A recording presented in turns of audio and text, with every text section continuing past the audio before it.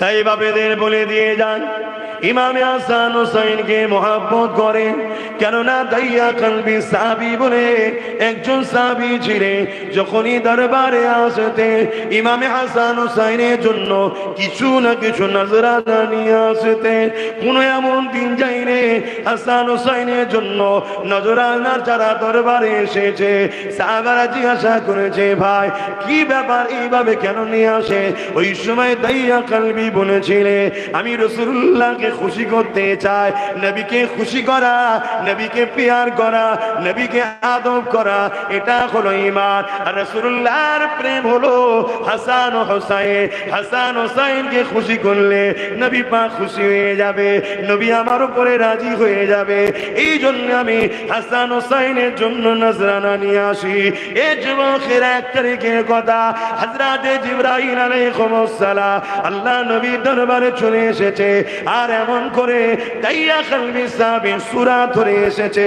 কিন্তু জিবরাইল আলাইহিস সালাম এসে যখন বসেছে, ইমামে হাসান হুসাইন দুই ছোট ছোট ভাই আগিয়ে গিয়ে দাইয়া কলবি সাহাবী মনে করে জিবরাইল আলাইহিস সালামের দুই কোলে দুই জানুতে দুই ভাই বসে যায়। এইভাবে দাইয়া কলবি এলে তার কোলে বসে যেত। কিন্তু আজকে দিনে হাসান হুসাইন বসার পরে দীর্ঘক্ষণ কেটে যাচ্ছে, দাইয়া কলবি কিছু দিচ্ছে না, কারণ এটা তো দাইয়া কলবি নয়, এটা তো জিবরাইল আলাইহিস সালাম দাইয়া কলবির সূরা ধরে এসেছে। এই জন্য হাসান হুসাইন মুখের দিকে বারবার তাকাতে লেগেছে।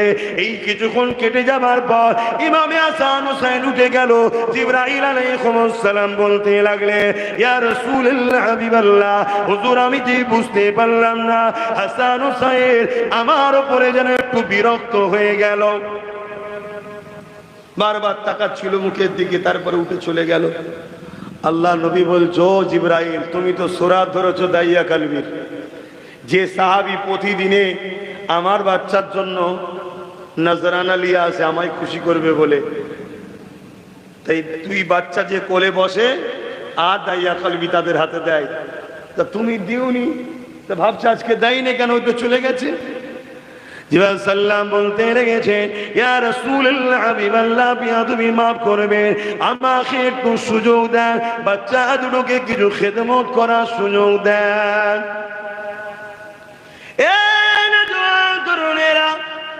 আল্লাহ নবী বললেন, জিবরাইল তুমি কিছু মনে করো না, বাচ্চা দুটো তোমাকে জিবরাইল তো বুঝতে পারেনি।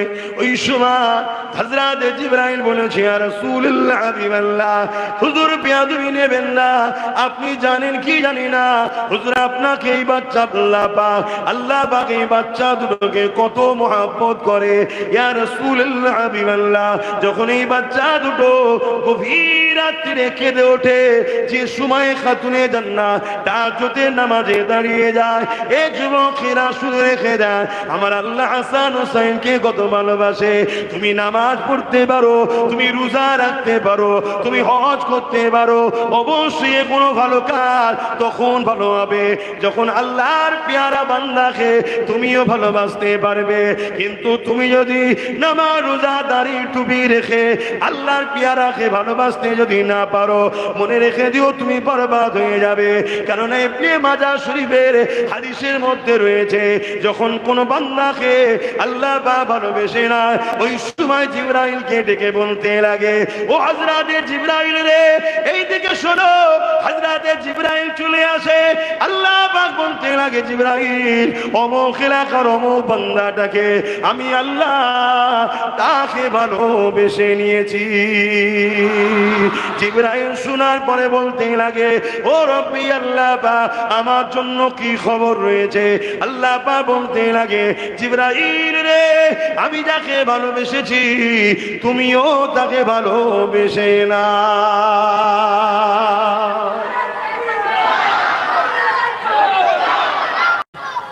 আমরা ভালোবাসা নুকাই আর আল্লাহ প্রকাশ করে।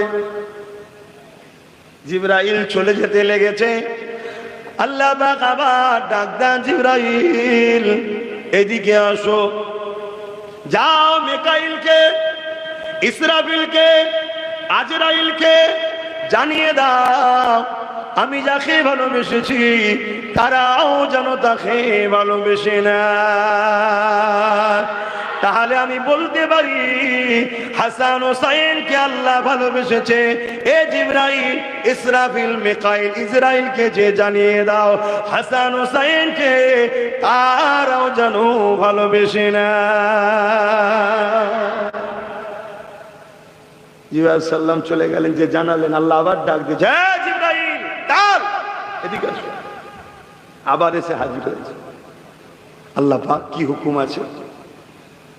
জিবরাইল রে, পুরো আসমানে যত ফেরেশতা আছে সবাইকে যে জানিয়ে দাও আল্লাহ হাসান হোসাইনকে ভালোবাসে, সবাই যেন ভালোবাসে। জোরে বলুন সুবহানাল্লাহ। এ নওজওয়ান তরুণেরা, হাদিসের ভাষাটা ঠিক হাসান হোসাইন নয়, হাদিসের ভাষায় আছে আল্লাহর পিয়ারা ওলি বান্দা। হাসান হোসাইন যদি আল্লাহর পিয়ারা ওলি না হয় এই জমিনে, তাহলে আর কি আল্লাহর পিয়ারা ওলি হতে পারে? বুঝছেন তো নাকি?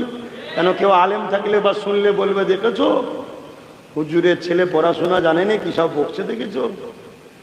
কথা বুঝছেন তো নাকি? হ্যাঁ, তোমরা তো শুধু একটা জিনিসই বুঝে থাকো, এই জন্যই তো মরেছে সমাজ এত ফেতনা কেন? এই জন্যই তো।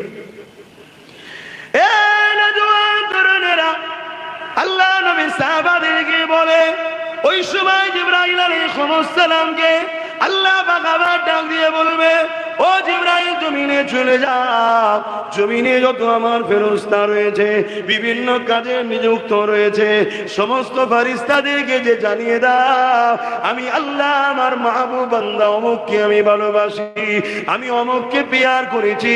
আমার আল্লাহ পাক সেই মাহবুব বান্দার মেসেজটা প্রতিটা ওই ফেরেশতাকে জানিয়ে দাও, তারা যেন মহব্বত করে নাই গো। এ যুবকেরা, তরুণেরা, বাপেরা, এই কথা বলে আল্লাহ শান্ত হয়নি। এবারে তোমার আমার জন্য পয়গাম রয়েছে, এবারে তোমার আমার জন্য মেসেজ রয়েছে, এবারে তোমার আমার জন্য খুশির খবর রয়েছে। এই জন্যই তো আব্বাস সিদ্দিকী বড় আনন্দ থাকে, একদিন না একদিন জান্নাত যাওয়া যাবে আশা রেখে আছি, কেননা হাদিসের মেসেজ দিতে লেগেছে।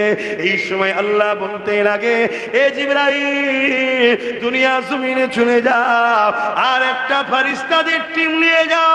আল্লাহ যে কি করব, দুনিয়ার জমিনে আমার বান্দা বান্দীদের অন্তরগুলোকে টেস্ট করো, পরীক্ষা করো। কি করব আল্লাহ? টেস্ট পরীক্ষা করে যে অন্তরগুলো দেখবে পাক পবিত্র রয়েছে, ওই অন্তরে আমি যাকে ভালোবাসি তার প্রেমটাকে ভরিয়ে দাও। এখানে আমার বলতে কোনো বাধা নাই, পৃথিবীর কোন মুফতি মাওলানা যদি চ্যালেঞ্জে আসতে চাও আমি রাজি আছি, এখানে কোনো বলতে বাধা নেই। হাদিসের কথা অনুযায়ী আল্লাহ পাক যার অন্তরে হাসান হোসাইনের প্রেম আছে, জিবরাইলের পরীক্ষাতে ওই অন্তরগুলো পাক ও পবিত্র রয়েছে। আরো জোরে বলুন, আরো জোরে বলুন সুবহানাল্লাহ। ইমামে হাসান হোসেন, ইমামে হাসান হোসেন, ইমামে হাসান হোসেন। আমরা এজিদের দিকে না, যার দিলে এজিদের প্রেম আছে তার মানে আল্লাহ এবং ফেরেশতাদের কাতারে ওই দিল হলো নাপাক, অপবিত্র। হতে পারে সে হাজি, হতে পারে সে নামাজি, হতে পারে সে বড় স্কলার, বড় মুফতি। কি হয়েছে? ইবলিসের থেকে বড় নয় তো। এই ইবলিস বড় শিক্ষিত ছিল, জানেন তো জানেন না? ইবলিস জমিন আসমানের এমন কোন জায়গায় নিজে সেজদা দিয়েছে, এই যে আমরা সব বলতে ইবলিসের সেজদা দিয়ে আছে। শুনছেন তো কি হয়েছে? তো কি হয়েছে? ইবলিস এলে কি গলায় ফুলের মালা দেবেন নাকি? হ্যাঁ, জুতোর মালা দেবো শয়তানকে। কেন? ও শয়তান আল্লাহর ঘোষিত বেঈমান কাফের হয়ে গেছে, তাই তো নাকি? কেন কাফের হলো? অহংকার করে আদম নবীকে সম্মান করলেন। শুধু অহংকার নয়, অহংকার তো আমাদেরও অনেকে করে। কাফের বলে নাকি আল্লাহ? কাফের বলেছে নাকি অহংকারীকে? না, কবিরা গুনাহগার বলেছে, বরবাদ হয়ে যাবে বলেছে। কিন্তু ইবলিস অহংকার করে আদম নবীকে সম্মান তাজিম করেনি। তা আদম নবীকে সম্মান তাজিম না করার দরুন যদি 6 লক্ষ বা 7 কোটি বছর ইবাদত বন্দেগী করা ফেরেশতাদের উস্তাদিগিরি করা, জান্নাতে যখন খুশি যাওয়া আসা এন্ট্রি হওয়া, এরকম যদি ভিআইপি ছিল, তাকে যদি আল্লাহ বলে বেরো কাফের আমার দরবার থেকে। রাসূলুল্লাহ হাবিবাল্লাহ, আপনি হলেন সকল নবীদের নবী। আল্লাহ পাক যদি আপনার গোলামির ফলে যদি আমাকে জান্নাত দেন, কিন্তু আপনি যে জান্নাতে যাবেন ওই জান্নাত তো আমি পাবো না। কেন? আপনি নবীদের নবী, সকল কায়নাতের শ্রেষ্ঠ আপনি।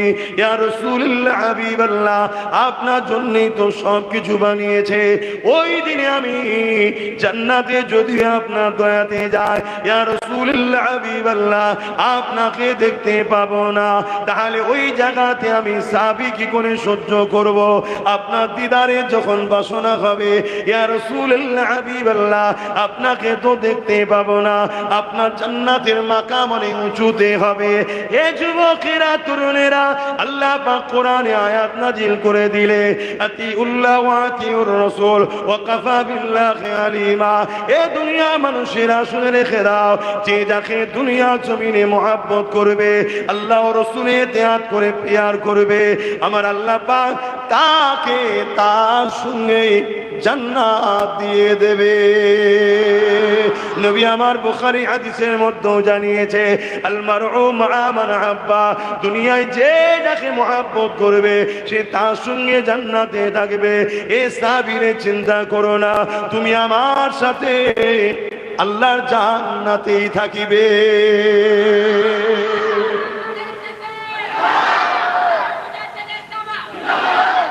তাহলে জান্নাতীকে ভালোবাসলে জান্নাতে তার সাথে থাকবে, আর জাহান্নামীকে ভালোবাসলে একটু বলবেন তো, একটু বুঝে বুঝে কাজ করা দরকার আছে না? না, হ্যাঁ, একটু বুঝতে কাজ করতে হবে। কেন? আমাদের চলার পথ ভুল হয়ে যাচ্ছে, আমাদের জীবনের স্টাইল ভুল হচ্ছে। মনে রাখবেন, আমরা হোসাইন হুজুরকে ভালোবাসি। ইনশাআল্লাহ হুজুরের ওসিলায়, হুজুরের কাতারেই আমরা দাঁড়াবো, হুজুরের সাথেই জান্নাত যাব। জোরে বলুন সুবহানাল্লাহ।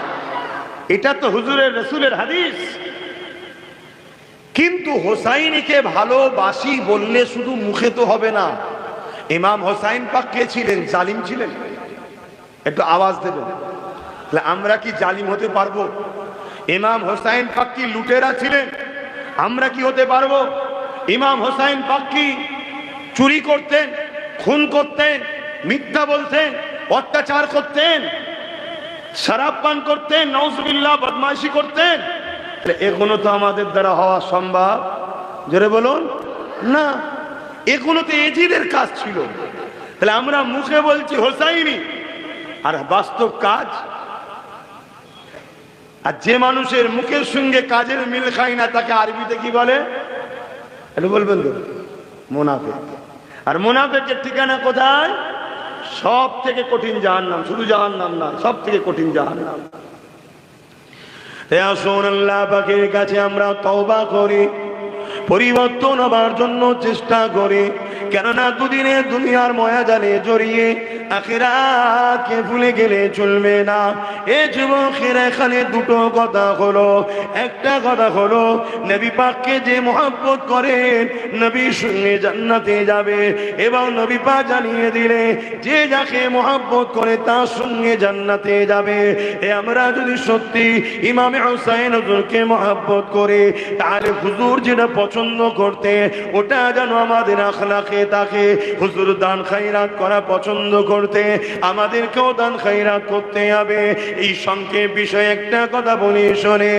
এ নওজওয়ানেরা, আল্লাহ নবীর কলিজা টুকরি খাতুনে জান্নাত ফাতেমা জাহরা রাদিয়াল্লাহু তাআলা আনহা, যখন ইমামে হাসান হুসাইন দুই ভাই ছোট ছিলেন, তিনারা যখন বিমারে পড়ে গেলে, ইমামে হাসান হুসাইন অসুস্থ হয়ে গেলে, খাতুনে জান্নাত নিয়ত করলে, ও রব্বি আল্লাহ, আমার বাচ্চা দুটো অসুস্থ হয়েছে, সুস্থ হয়ে গেলে আমি আপনার খুশির জন্য 3টে মান্নত করছি, রোজা রাখবো।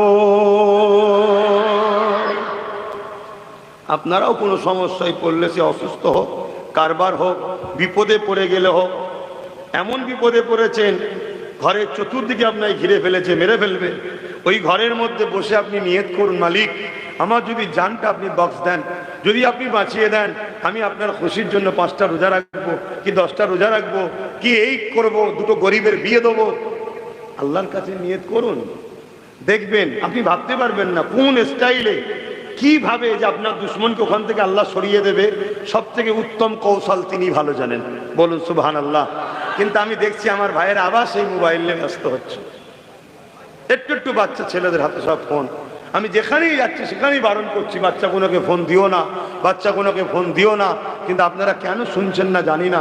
কিন্তু আমার মনে হয় আল্লাহ, আমার রাসূলুল্লাহর হাদিস, রাসূলুল্লাহর হাদিস, এই হিন্দুস্তানে নবী অনেক ভবিষ্যৎবাণী করেছে, তার মধ্যে এত ভয়ানক ভয়ানক ভবিষ্যৎবাণী আছে যেগুলো আমভাবে বলতে পারছি না, আমভাবে বলতে পারছি না।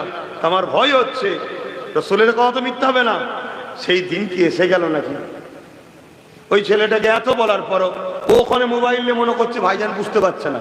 ও কিন্তু মাঝে মাঝে একবার মোবাইলের দিকে দেখছে, তখন আমার নজর ওর দিকে পড়ছে, তখন দেখতে পাচ্ছে না আমাকে। এই যে বদমাইশি পোনা, এই যে বলুন, এই যে ছেলে কোনো বদমাইশ হচ্ছে, এটা কত খারাপ। হ্যাঁ, তোকে তো এই বারণ করেছো, তোমার কত শুনবে নাকি? কিন্তু এই যে অবাধ্যপনা, এটা কি ভালো লাগে বলো? এগুলো দেখে দেখে দেখে দেখে আস্তে আস্তে কি মনে হচ্ছে, তো এদের সঙ্গে বেকার মিশে লাভ নেই, জলসা টলসা ছাড়, কাজ কারবার কর, ব্যবসা করলে অনেক পয়সা, ব্যবসায়ী পয়সা প্রচুর ভাই। কথা বুঝে আসছে? আজকে ব্যবসা করেই তো টাটা পৃথিবীর বড় লোক হয়ে গেছে, রিলায়েন্স হয়েছে, আদানি হয়েছে, আম্বানি হয়েছে। কথা বুঝে আসছে? 500 টাকা দিয়ে ব্যবসা শুরু করেছিল বোম্বাই, 500 টাকা দিয়ে ব্যবসা শুরু করেছিল, আজকে 5 লক্ষ কোটি টাকার মালিক। কে বলেছে ব্যবসা করতে পারবো না? ইতিহাসের পাতা গাওয়া দিচ্ছে পৃথিবীর বড় বড় সব যারা মহামনীষী ছিল, বেশিরভাগ সব কাপড়ের ব্যবসা করতে। আর ইসলামে কাপড়ের ব্যবসার গুরুত্ব সব থেকে বেশি, কেন কাপড় মানুষের ইজ্জত ঢাকে, মানুষের ইজ্জত ঢাকে, এই জন্য কাপড়ের ব্যবসায় বরকত বেশি। আপনারাও করবেন? কথা বুঝে আসছে? বড় বাজার থেকে বা বিভিন্ন জায়গা থেকে কিনে নিয়ে গ্রামে গঞ্জে বিভিন্ন জায়গায় মানুষের কাপড় বিক্রি করবেন, এটাও তো একটা বড় ব্যবসা। আরে হালাল খান। কয়েক কোটি টাকার গাড়ি চেপে চোর চোর স্লোগান শোনার থেকে সাইকেলে কাপড় বিক্রি করা অনেক ইজ্জত বেশি। কত শুনছেন না শোনেননি? আমাদের মেন্টালিটিটা খারাপের দিকে চলে গেছে, সমাজে শয়তানের সংখ্যা বেশি হয়ে গেছে। এই মনে হয় শয়তান করাটাই মনে হচ্ছে ভালো, আর ভালোটার সংখ্যা কমে গেছে, ভালোটাকে লোক ঘৃণা করছে। কথা বুঝলে? যদি এলাকায় লজ্জা লাগে দূরে চলে যাবে। তা বলে হালাল খান, বাচ্চাদেরকে হালাল খাওয়ান। আর না হয় এমন প্রোটেকশন আল্লাহ তৈরি করবে, বড় হলে আপনাকে বক্সিং দেবে, দাম করে মুখে মারবে, বুড়ো থুপ নিলে পড়ে দাঁত ফাঁত ভেঙে যায় বুড়ো বয়সে। কেস করবে, এখন কেসের বিচার হয় না। নেতারা এসে দেখবে বুড়োটা তো এই মনে হয় ভোটের আগেই মরে যায়, বুঝলি, এর পক্ষে সাথ দিয়ে লাভ নেই, ছেলেটার পক্ষে সাথ দিয়ে একটা ভোট বাড়বে। কথা কি খারাপ বলে ফেললাম নাকি? তাহলে যাবেন কোথা? ওই জন্য ছেলেকে হালাল খাওয়ান, হালাল খাওয়ান, ছেলে দেখবেন ভালো হবে, আপনাকে প্রিয়ার করবে, আব্বা আব্বা করবে। একটু যেই বড় হয়ে যাবে উনি বলে আব্বা আপনাকে কষ্ট করতে হবে না, আমরা কাজ কাম করছি। আমি তো আমার বাপকে প্রায় বুঝাই, আপনাকে কি এখনো জলসা করতে হবে? এখনো যেতে হবে দরবারে বসে থাকে? মানুষ আসবে 45 বছর 50 বছর লোকের কাছে গেলেন, মানুষ এখন আপনার কাছে আসবে। 50 বছর তোদের কাছে গেছি, তুই 5-10 বছর তো আমার কাছে আয় নাকি? দরবারে বসে না, আমার অনেক মুরিদ আছে গরিব, তারা আসতে পারেনি, গেলে একটু দেখা হয়।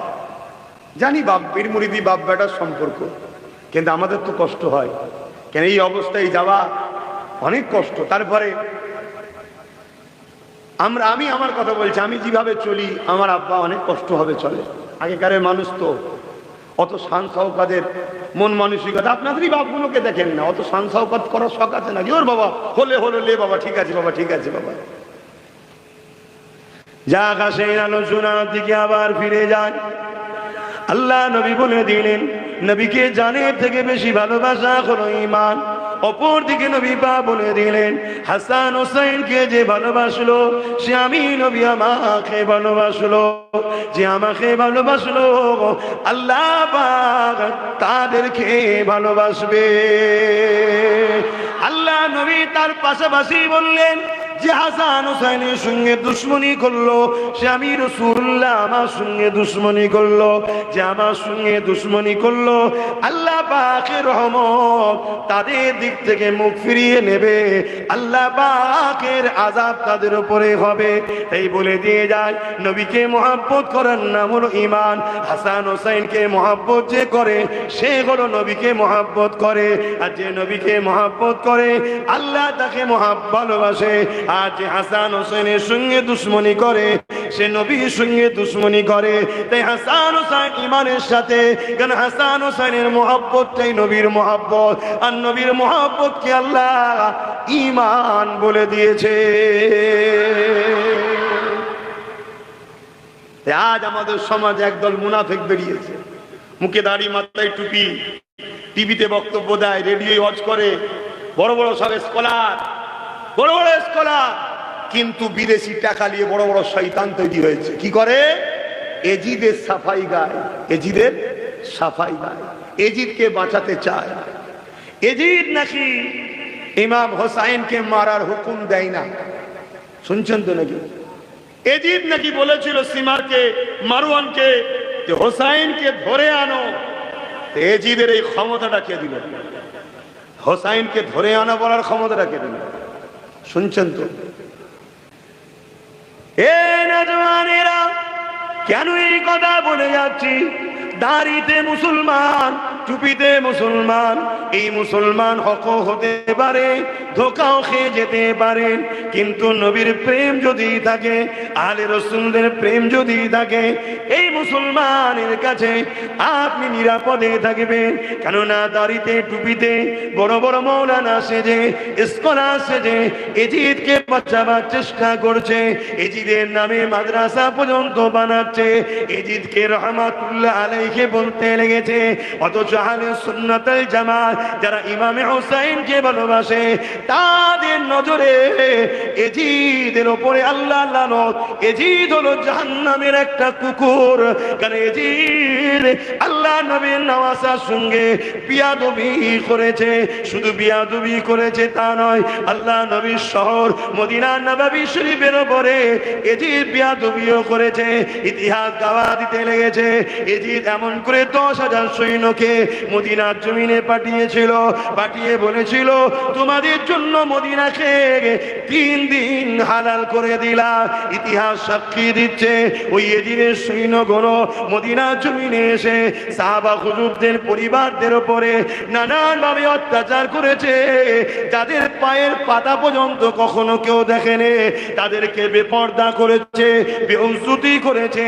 এ যুবকেরা, তরুণেরা, এমনকি আমার নবীর প্রিয় নববী শরীফ, ওই মদিনা নববী শরীফের মসজিদের ভেতরে এজিদের এই 10,000 বাহিনী উট দুম্বা বেঁধে, খচ্চর গাদা খোরা বেঁধে, তার মধ্যে পিশাব পায়খানা করিয়ে 3 দিন নামাজ কামন আজানকে বন্ধ করে দিয়েছে। অতএব লানাতুল্লাহ, আল্লাহর লানত এজিদের উপরে। এই এজিদকে যারা বাঁচাতে চাইবে তারা হলো মুনাফিক, বেঈমান, কোনো সন্দেহ নাই। ঠিক তো নাকি গো? একটু সতর্ক করাচ্ছি। কেন?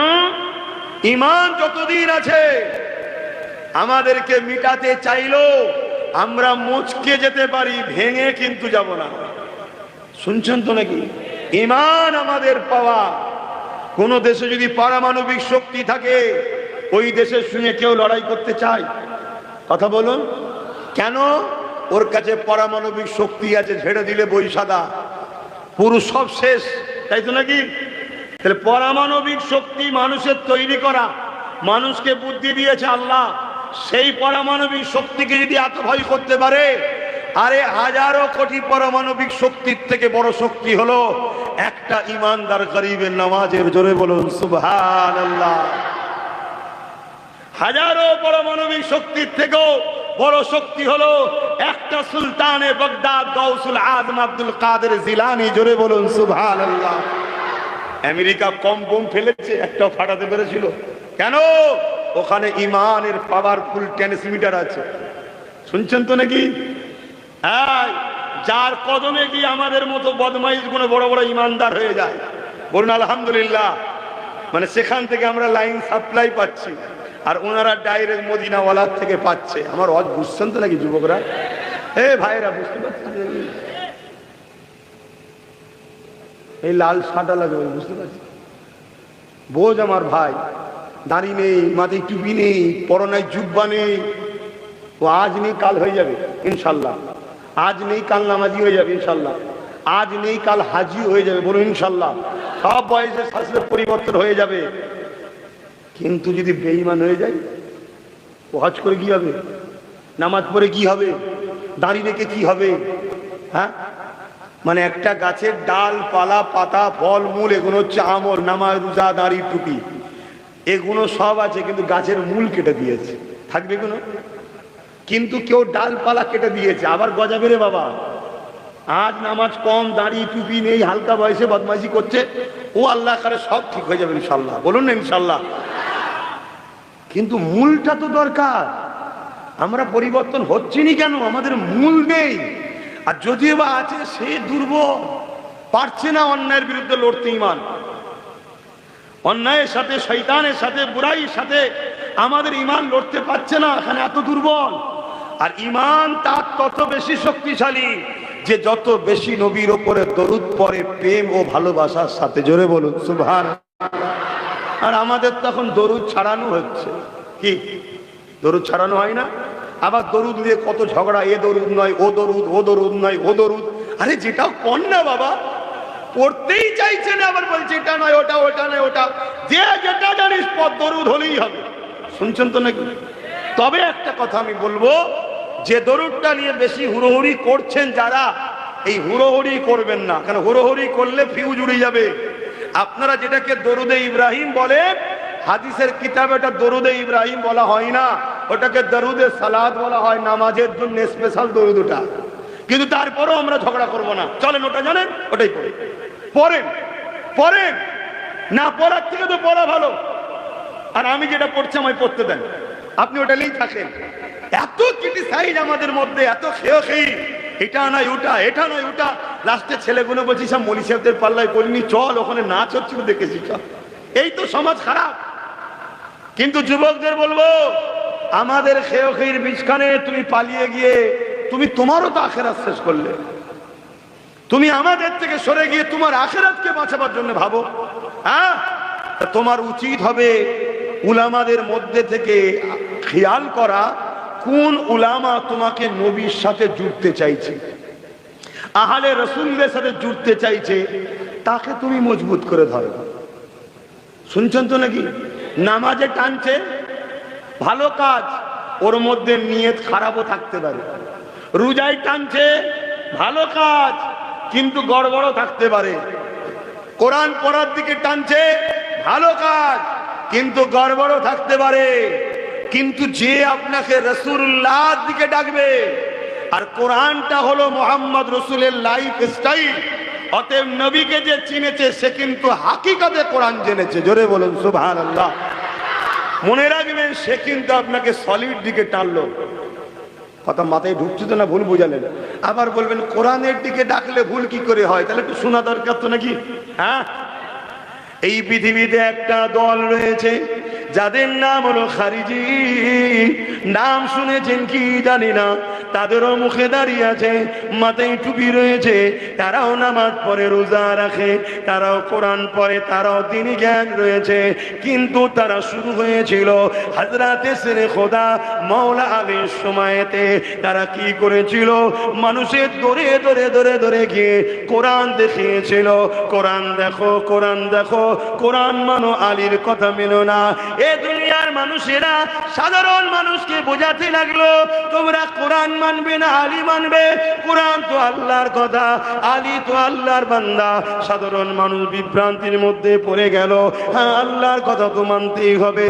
তাই তারা খারিজিদের পাল্লায় পড়ে একটা নতুন দল তৈরি হয়ে গেল। ওই দলের লোকেরা একদিন ইমাম হোসেন করে মাওলা আলীর সাথে লড়াই পর্যন্ত করেছিল। আর একদিন কুফার জামে মসজিদ মসজিদে ইমামে হযরতে মাওলা আলী হুজুর নামাজ পড়াতেছিলে, তারাও নামাজের কাতারে দাঁড়িয়েছিল, কিন্তু তারা মাওলা আলীকে শহীদ করে দিয়েছিল। যে আলী সম্বন্ধে আল্লাহ নবী জানিয়ে দিয়েছে, এ দুনিয়ার মানুষেরা, আমি নবী হলাম ইলমের শহর, আলী হলো এই শহরের দরজা। অর্থাৎ আমার কাছে আসতে গেলে আলীর মাধ্যম দিয়ে আসতে হবে। মাওলা আলীকে বাদ দিয়ে রাসূলুল্লাহকে পাওয়া যাবে না, নবী বলে দিয়েছে। তারা সমাজকে গোমরাহ করেছে কোরআন কোরআন কোরআন দেখিয়ে। এই শুনছেন তো? তাহলে আজকেও তোমাকে ধোঁকা দিতে পারে না, পারে না? তাহলে কি আমি কোরআনের বিরুদ্ধে নাকি? না, আমি তো কোরআনের পক্ষে, কিন্তু কোরআনটা মানবো মাওলা আলীর থেকে মানবো, খারিজিদের থেকে নয়। জোরে বলুন সুবহানাল্লাহ। বক্তব্যটা এইটা। তাহলে আমি দেখবো যে আমাকে নবীর সঙ্গে জুড়তে চাইছে, আমি তার সাথে থাকবো। কত বড় দাড়ি, কত বড় পাগড়ি, তাহাজ্জুদ পড়ে, হজ প্রতি বছর করে, সব ঠিক আছে, কিন্তু হুজুরের কথা বেশি বলে না, হুজুরের সঙ্গে জুড়তে চাই না, হুজুরের মোহাব্বত আদবের তালিম আমাদেরকে দেয় না, হুজুরের প্রেমের কথা বলে না, হাসান হোসাইন হুজুরের কথা বলে না, আহলে বায়াতের কথা বলে না, খাতুনে জান্নাতের কথা বলে না, মাওলা আলীর কথা বলে না। জানতে হবে এ ডাল মে কুছ কালা হ্যায়। শুনছেন তো নাকি? আপনারা আম্মানো যাচ্ছে বেশি কি আপনাদের বুঝাতে পারি? আমাদের কাছে এলে নাই, আমাদের ধরার আরো অনেক কিছু আমাদের কাছে স্ট্যাটিস্কোপ আছে, অনেক কিছু দিক দিয়ে পরীক্ষা করা যায়, কিন্তু আপনারা আম্মানুষ পরীক্ষা করবেন কি করে? আপনাদের পরীক্ষা একটাই, কি? অরিজিনাল সোনা চিনতে গেলে কোষ্ঠী পাথর দরকার, তাই তো নাকি? সোনা চিনতে গেলে কি করতে হবে? কোষ্ঠী পাথর দরকার। তো অরিজিনাল মোমেন মুসলমান আলেম উলামা চিনতে গেলে মোহাম্মদ রসুল তার মধ্যে কোন জায়গায় আছে দেখতে হবে। যদি সবার উপরে নবীর প্রেম আদব থাকে, জানতে হবে পারফেক্ট। জোরে বলুন সুবহানাল্লাহ। খোদ আল্লাহ নিজে, খোদ আল্লাহ নিজে আমাদেরকে শিক্ষা দিচ্ছে। শোন হে আমার বান্দা, আমি তোদের শাহরগের থেকে কাছে আছি। কোথা থেকে বলুন? শাহরগ। যে রগ কেটে দিলে মানুষ বাঁচে, জোরে বলুন না। আর আমার নবীকে আল্লাহ কোথা রেখেছে? মোমেনের অন্তর জানের থেকেও কাছে। জোরে বলুন সুবহানাল্লাহ। আল্লাহ আপনি তো আমাদেরকে বানালেন, শাহরগ কাটলে সঙ্গে সঙ্গে মারা যায় না তো, ছটকা ছটকি ছটকা ছটকি হয়। এই পশু জবাই করেছেন, দেখেছেন ভাই? অনেকক্ষণ পরে জানেন, এই তো নাকি? তা আপনি আমাদেরকে তৈরি করলেন, আপনি নিজে থাকছেন শাহরগের থেকে কাছে, যেটা কাটার পরও, মনকে শুনছেন তো নাকি যুবকরা? আমি বিশেষ করে যুবকদের ঘরে টার্গেট করছি। কেন? তুমি আমি যদি রসুলকে চিনতে পারি, ধরতে পারি, তার মানে এখনো 70-80 বছর ইসলাম জিন্দাবাদ। আমার মুরব্বী বাপেরা খারাপ দিলে হবে না। আমার মুরব্বী আব্বাদের এরপরে একটাই রাস্তা, ইন্না লিল্লাহি ওয়া ইন্না ইলাইহি রাজিউন। কিন্তু আমাদের জিন্দেগিতে আরেকটা রাস্তা আছে, বুড়ো হবার চান্স আছে। আমি বলছি না যে মুরব্বীর আগেও আমি চলে যেতে পারি, কিন্তু এর পরে একটা আশার আলো আছে, কি মুরব্বী হবে। কিন্তু মুরব্বীর পরে কি আশা আছে? 10 বছর, 20 বছর, 30 বছর, 40 বছর। কিন্তু একটা যুবক যদি মজবুত করে ধরে লাই, তার মানে এখনো টেনে নিয়ে যাবে 70-80 বছর ইনশাল্লাহ। ততদিন করতে এই গুণ আবার যুবক হয়ে যাবে, ও আবার একে দিয়ে যাবে, বাবা তোর বাপ হয়ে বলে যাচ্ছি। জীবনে সব জায়গায় কম্প্রোমাইজ যদিও করিস, সব জায়গায় যদিও ঘোটালা করে ফেলিস, ইদিক উদিক যদি করে ফেলিস, মনে রাখবি বাবা নবীর প্রেম ও আদবের কাছে কাউকে পাত্তা দিবি না, এই জায়গাটা সবার উপরে রাখবি। শুনছেন তো? তাহলে ডুবতে ডুবতে হলেও একদিন ছেলে বেঁচে যাবে। জোরে বলুন সুবহানাল্লাহ। এই যে আজ আমরা বিপদের সম্মুখীন, রাজ্যে কাজ নাই, বিদেশে গেলেও জানের হেফাজত নাই, তাই তো নাকি? রাজ্যে কাজ নাই, বাইরে রাজ্যে গেলে জীবনের হেফাজতের রিস্ক নাই। আমাকে যদি বিশ্বাস করো, আমি যুবকদের বলবো, খালেস অন্তরে গভীর রাত্রে তাহাজ্জুদের ওয়াক্তে তাহাজ্জুদের নামাজ 2-4 রাকাত পড়ে সেজদায় পড়ে তওবা করে বলো, মালিক আজ থেকে আমার জীবনের রুট চেঞ্জ করে দিলাম, যতদিন বাঁচবো মোহাম্মদ রসুলের দিনের গোলাম ও পাহারাদার হয়ে বাঁচবো। তুমি যেখানে খুশি থাকতে যাও, আমি তোমাকে বলছি যত বড়ই জালিমের মুখের কাছে থাকো না কেন, যদি হক তুমি নবীর গোলাম হও, আমার আল্লাহ তোমার জন্য ফারিস্তা দিয়েও পাহারা দেবে। জোরে